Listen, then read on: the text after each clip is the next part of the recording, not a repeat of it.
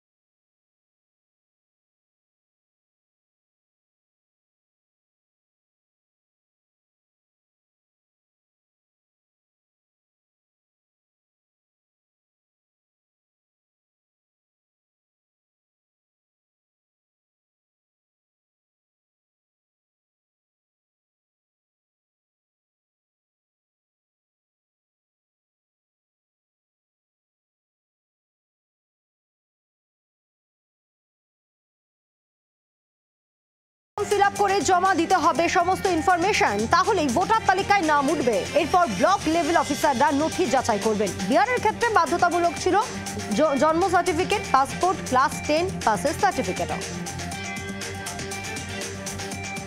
সত্যি হতে চলেছে মমতা বন্দ্যোপাধ্যায়ের আশঙ্কা। বিহারের ধাঁচে এবার বঙ্গেও ভোটার পর্যালোচনা। কমিশন সূত্রে খবর, আগস্ট থেকেই এ রাজ্যে ভোটার তালিকায় নিবিড় সংশোধন শুরু হবে। পশ্চিমবঙ্গের সঙ্গে গোটা দেশ জুড়ে হবে এসআইআর। মূলত ভুয়ো ভোটার রুখতেই দেশ জুড়ে এসআইআর চালু করতে চাইছে নির্বাচন কমিশন, এমনই খবর কমিশন সূত্রে। 26-এর ভোটের আগে ভিন রাজ্যে বাঙালি হেনস্থা ছাড়াও নির্বাচন কমিশন নিয়ে পথে নামবে তৃণমূল। কমিশনের বর্তমান প্রধানের নিরপেক্ষতা নিয়ে প্রশ্ন জোড়া ফুলে।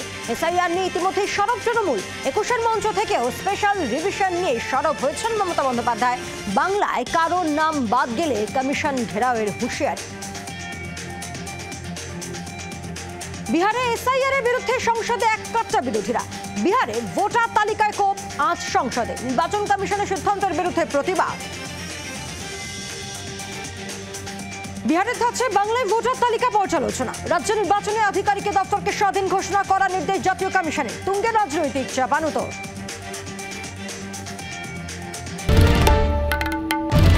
বাংলার আওয়াজ, বাঙালির আবেগ, জি 24 ঘন্টা।